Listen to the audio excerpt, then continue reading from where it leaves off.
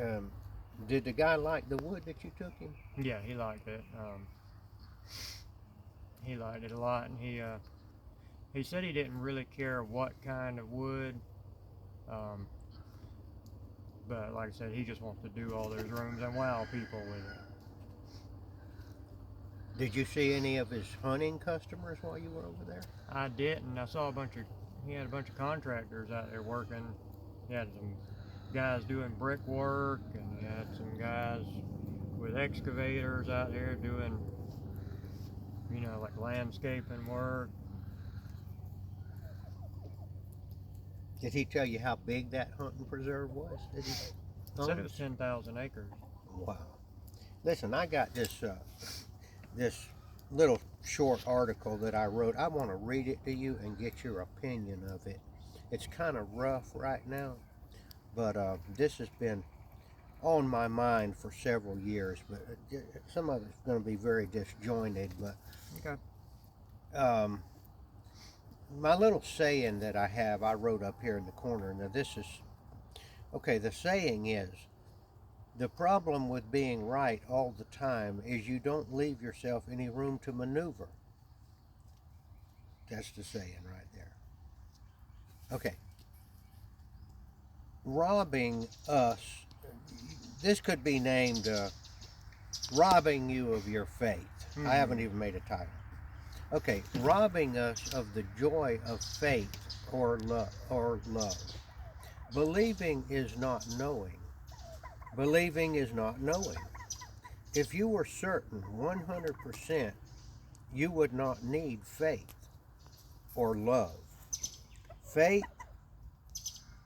and bow shooting, that's a different, that's just something I just. David and the sling. Did David aim? This is just part of that about the bow shooting. Okay, that's not part of the article. Okay.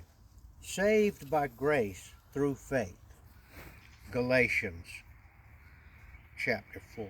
Saved by grace through faith. I always say that's not saved by knowing Yeah. through faith.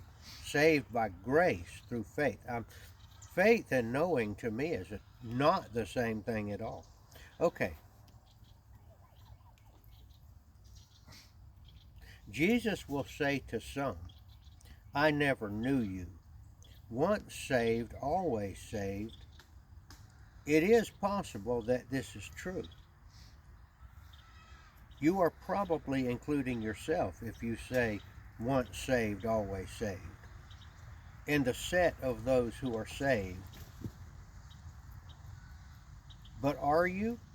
And how do you know that you are saved? It is possible that you are or have been fooled into thinking that there is no possibility. Okay. It is possible that you are or have been fooled into thinking that there is no possibility that you are not saved. If you insist that there is no or 0% possibility that you have or could have been saved or could have been fooled, then I suggest that you might be a fool. A fool is one who has been fooled. If you insist that there is no possibility that you could be fooled or have been fooled, then you have been fooled. Remember, the devil is a master liar. He is the father of all lies. One way to avoid being fooled is just admit the truth, and that is that we just aren't 100% sure of anything. This will put you in a position of maneuverability that may well serve you when or if more information becomes available. Never put all of your eggs in one basket. A good general would never commit all of his resources to one place or battle. The general may believe that the battle may be in a certain place, but since his intelligence can never be 100% complete, he will never commit 100% of his resources to one place. The enemy will certainly be attempting to fool him, the devil.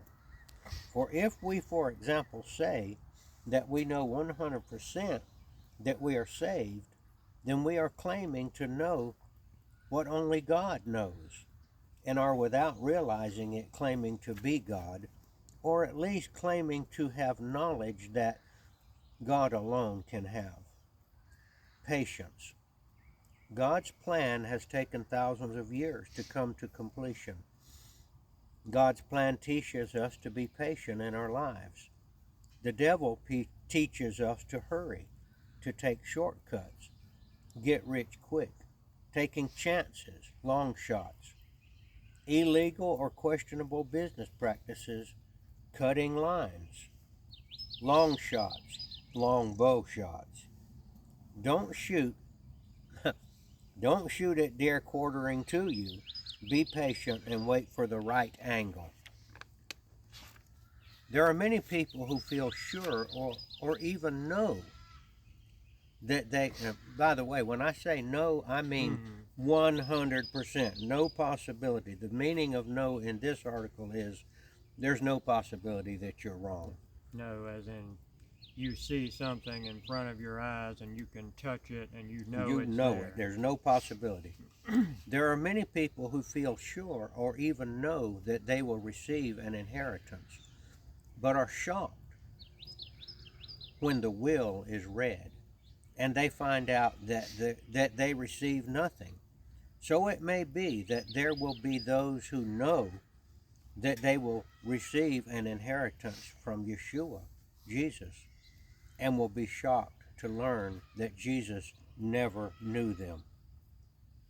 So it may be that those who know they are saved will find out that they should never have taken their eternal salvation for granted, and should have continued to examine the question of salvation up until the meeting with Jesus. Robbing or stealing our faith.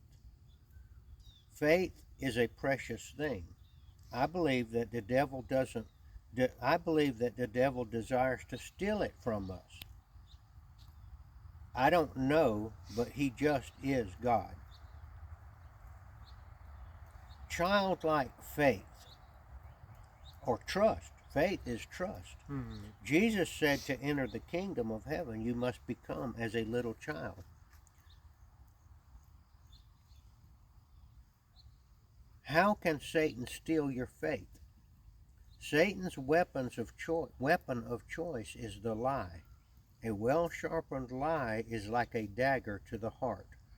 A well-sharpened lie does not appear to be a lie. I am referring to the lie that we know we are saved, thereby nullifying faith. Faith is trusting. For example, if your father promises to meet you at a certain place at a certain time, you would trust that he would be there, but you would not know that he would be there until he arrived. He could get delayed. He might call you and let you know why he might be delayed. Car trouble or something else. If you say, I know Dad will be here on time, you are telling a lie. These, then, are the lies that I am suggesting that the devil gets you to tell yourself and others to rob you of your precious faith. This is the lie. I know that I am saved. I'm suggesting this is a lie. I believe very strong. Okay, this is what you should say instead of I know that I am saved. This is the proper way to say it that emphasizes your faith. I believe very strongly that I am saved by the blood of Christ. I trust that I am saved by the blood of Christ. I'm suggesting that faith, trust, and love are very nearly the same thing. I trust or have faith that Yeshua Jesus is the way, the truth, and the life. It is I trust that he is. I have faith that he loves me and that he will see me through the veil. I'm suggesting that when we enter heaven, that we finally will be in a place where we can say, I know. I have arrived. I know Yeshua is God, and I know I am saved by the blood of the Messiah. Then saying I know will not be a lie. I know it was a kind of a rough draft, but No, that's fine. I think